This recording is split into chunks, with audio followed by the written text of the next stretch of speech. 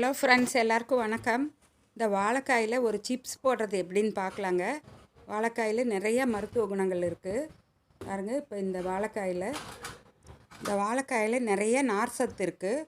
இதை அடிக்கடி நம்ம ஆகாரத்தில் எடுத்துக்கலாம். கான்ஸ்டிபேஷன் ப்ராப்ளம் இருக்கிறவங்களுக்கு ரொம்ப யூஸ்ஃபுல்லாக இருக்கும் இது. இந்த ஃப்ரண்ட் சைடு இருக்கிற அந்த பகுதியை மட்டும் கொஞ்சம் கட் பண்ணி எடுத்துடுங்க. அப்புறம் ஒரு பீலர் எடுத்து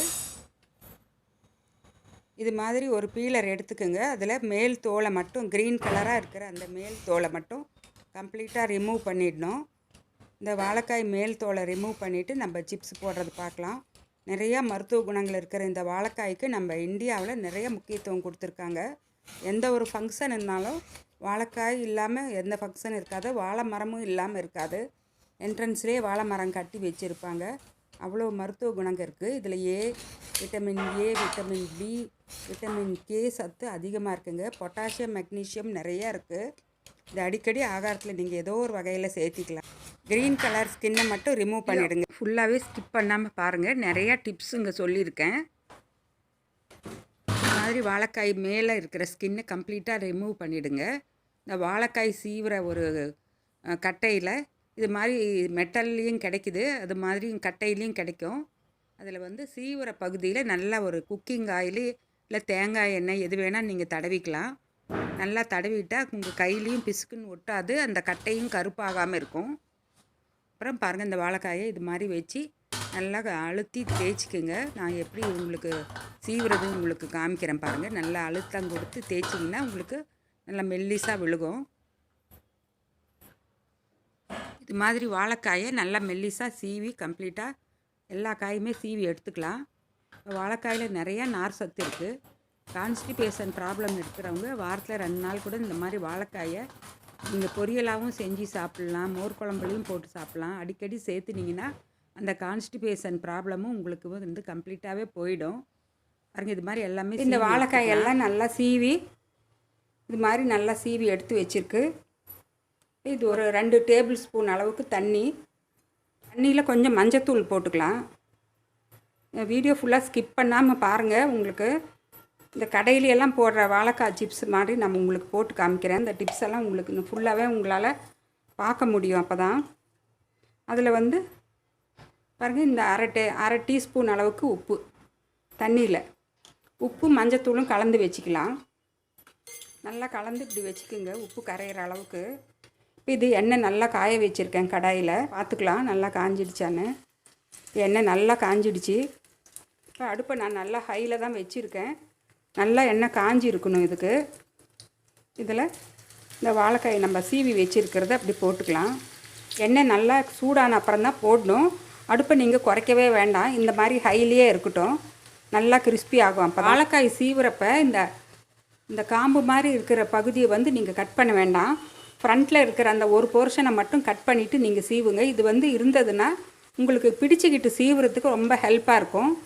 அதுவும் இல்லாமல் கடைசி வரைக்கும் பாருங்கள், நல்லா கடைசி வரைக்குமே சீவிட்டேன். இதை நாங்கள் ஒரு 2 நாளைக்கு தோசை கல்லில் நாங்கள் எண்ணெய் தடவுறதுக்கு வச்சுருப்போம்ல கட்டை, அதுக்கு பதிலாக இதில் நாங்கள் தடவலாம். தோசை பிஞ்சு வராமல் நல்லா ஈஸியாக எடுக்கிறதுக்கும் வரும். எங்களுக்கு தோசை கல் பூசுறதுக்கு இதை யூஸ் பண்ணிக்கலாம். பாருங்கள், இப்போ இந்த ஸ்டேஜில் கொஞ்சம் கலர் சேஞ்ச் ஆகிருக்கு. இப்போ இந்த ஸ்டேஜில் இப்போ இந்த கலந்து வச்சுருக்கிற தண்ணியில் கொஞ்சம் இதில் அப்படியே எடுத்து இது மேலே அப்படியே ஊற்றுங்க.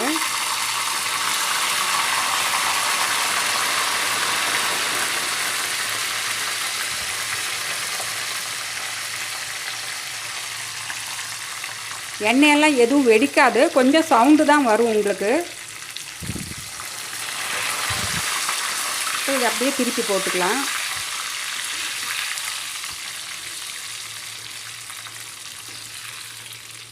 இப்போ இந்த சவுண்டு கம்ப்ளீட்டாக சவுண்டு ஃபுல்லாக அடங்குற வரைக்கும் நாங்கள் நல்லா வேக வச்சு எடுத்துடணும். இந்த மாதிரி உப்பு தண்ணி ஊற்றுறது எங்களுக்கு நல்லா இந்த வாழைக்காயில் நல்லா ஈவனாக உப்பு ஸ்ப்ரெட் ஆகிடும்.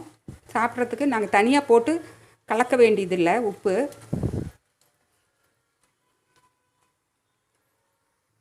இப்போ கலர் சேஞ்ச் ஆகிடுச்சு, எடுத்துடலாம். நல்லா கிறிஸ்பியாகவே இருக்கும். உங்களுக்கு தண்ணி ஊற்றுறதுனால எண்ணெயும் தெரிக்காது. ஆனால் நீங்கள் அந்த வாழைக்காய் மேலே அப்படியே ஊற்றுங்க. எண்ணெயில் அது தானே ஆட்டோமேட்டிக்காக போயிடும். இதே மாதிரி அடுத்தது இன்னொரு ட்ரிப் உங்களுக்கு போட்டு காமிக்கிறேன். கொஞ்சம் எண்ணெய் நல்லா சூடாகட்டும். உடனே போடாதீங்க டக்குன்னு. டைரெக்டாக இதுலேயே சீவுற மாதிரியும் சீவுறதுக்கு முடிகிறவங்க சீவிக்கலாம். இந்த ஸ்டேஜில் நாங்கள் கலந்து வச்சுருக்கிற உப்பு தண்ணி, மஞ்சத்தூள் உப்பு தண்ணி, அதில் ஒரு அரை ஸ்பூன் இதில் அப்படியே அந்த வாழைக்காய் மேலே அப்படியே ஊற்றி விடுங்க.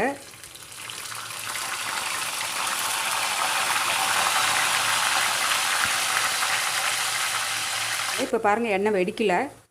இந்த பபுள்ஸ் எல்லாம் அடங்கினதும் நாங்கள் எடுத்துடலாம். பாருங்கள் இந்த பபுள்ஸ் எல்லாமே அடங்கிடுச்சு. இப்போ நான் எடுத்துடுறேன். சூப்பரான வாழைக்காய் சிப்ஸ் ரெடி ஆகிடுச்சு. இது மாதிரி எல்லாமே நான் ஃப்ரை பண்ணி உங்களுக்கு மிளகாத்தூள் போட்டு கலக்கிறப்ப உங்களுக்கு காமிக்கிறேன். இது மாதிரி நாங்கள் செஞ்சுக்கலாம்.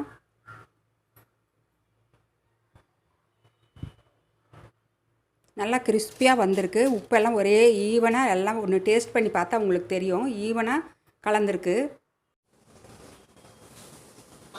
டீப் ஃப்ரை பண்ண வாழைக்காய் சிப்ஸில் தேவையான அளவு மிளகாய் தூளை போட்டு ஒரு பவுலில் வாழைக்காய் சிப்ஸையும் போட்டு நீங்கள் நல்லா ஸ்ப்ரெட் பண்ணி விட்டுக்குங்க. நல்லா குலுக்கி விட்டால் ஒரே மாதிரி ஸ்ப்ரெட் ஆகிடும் மிளகாய் தூள்.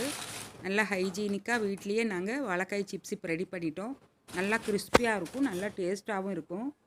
நீங்கள் இதை நல்லா ஒரு ஏர்டைட் கண்டெய்னரில் போட்டு மூடி வச்சு நீங்கள் ரொம்ப நாளைக்கு யூஸ் பண்ணலாம். 15-20 நாளைக்கு கூட வச்சுருந்து யூஸ் பண்ணிக்கலாம். அது மாதிரி செஞ்சு பாருங்கள். இந்த சிப்ஸில் ஒன்று உங்களுக்கு உடச்சி காமிக்கிறேன் பாருங்கள் எவ்வளோ கிறிஸ்பியாக வந்திருக்குன்னு. நல்லா கிறிஸ்பியாக வந்திருக்கு பாருங்கள். நல்லா சவுண்டு கேட்கும்.